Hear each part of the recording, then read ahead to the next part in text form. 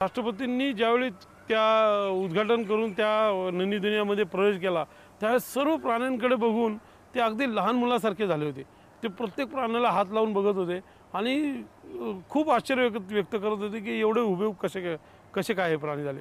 आणि ज्यावेळी माझी आणि त्यांची भेट झाली त्यावेळेस माझा हात त्यांनी जो पकडला 14 मिनिट ते माझ्याशी बोलत होते, संवाद साधत होते आणि त्या वेळामध्ये त्यांनी जे काही बारकावे अभ्यासले आणि माझ्या कामाबद्दल जी काही विचारपूस केली त्यांच्याकडनं जे ॲप्रिसिएशन मिळालं ते माझ्यासाठी सगळ्यात मोठा पुरस्कार होता। किशोर कुमार या हिंदी सिने जगतातील अष्टपैलू गानसम्राटाविषयी प्रमोदजींना विशेष आकर्षण आहे।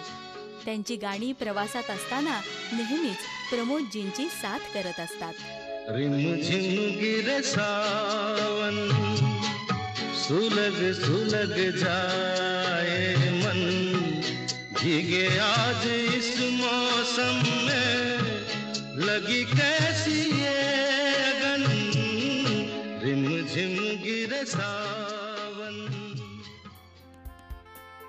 आजपर्यंत साकारलेल्या लहान मोठ्या कलाकृती रसिकांपर्यंत थेट पोहोचाव्यात यासाठी पुणे शहरात आर्ट गॅलरीची निर्मिती कलाश्री क्रिएशन्स प्रायव्हेट लिमिटेड या संस्थेने केली आहे। त्यामुळे प्रमोदजींच्या सर्व प्रकारच्या शिल्पकृती आणि चित्रकृती रसिकांना उपलब्ध झाल्या आहेत।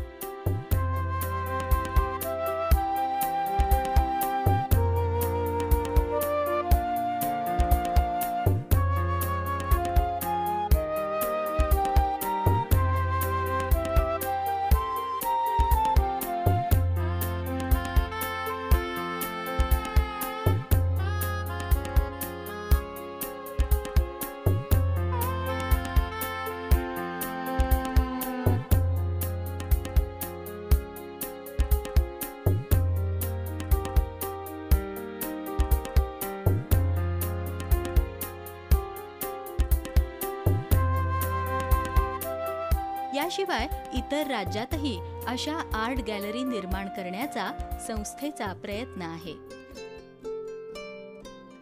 शिल्पकलेची आणि चित्रकलेची बांधिलकी जपत प्रमोदजी येणाऱ्या नवीन पिढीसाठी अनेक शिबिरांचं आयोजन कला जगत या संस्थेमार्फत करत असतात।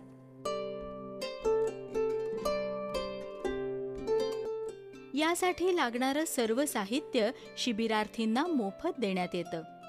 त्यानंतर उत्कृष्ट कलाकृतीसाठी संस्थेमार्फत पुरस्कार दिले जातात। अशा प्रकारच्या गणेश मूर्तींच्या पाण्यातील विसर्जनामुळे पर्यावरणाची हानी टाळता येणं शक्य होणार आहे।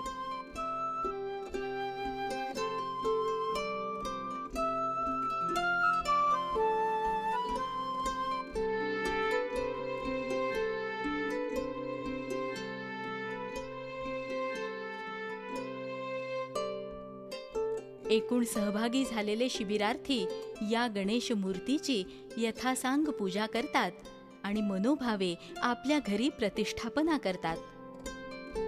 अखंड 35 वर्ष चित्रकला आणि शिल्पकलेच्या क्षेत्रात प्रमोदजी कार्यरत आहेत। अनेक कलाकृती त्यांनी साकारल्या आणि त्याला रसिक मान्यता मिळाली। तरी अंतर्मनातून प्रमोदजी अस्वस्थ आहेत। अजून खूप काही साकारायचं आहे असं त्यांना वाटतं। एखादी कलाकृती प्रत्यक्षात घडवत असताना त्यांच्या मनात अनेक विचार दाटून येतात। कला निर्मिती ही वेदना आहे की वेदना शमवणारी विद्या हे अजून समजत नाही। बरं, एखादी कलाकृती खरंच परिपूर्ण होते का? निर्मितीच्या प्रक्रियेत मनात होणारी अमर्याद स्थित्यंतर कला निर्मितीच्या प्रत्येक क्षणावर आपला ठसा नकळत उमटवतात। निर्माण झालेली ती कलाकृती पूर्ण की अपूर्ण? माझ्या मते अपूर्ण। कारण कला निर्मितीच्या प्रवासातला तो असतो केवळ एक टप्पा, तो असतो केवळ एक टप्पा।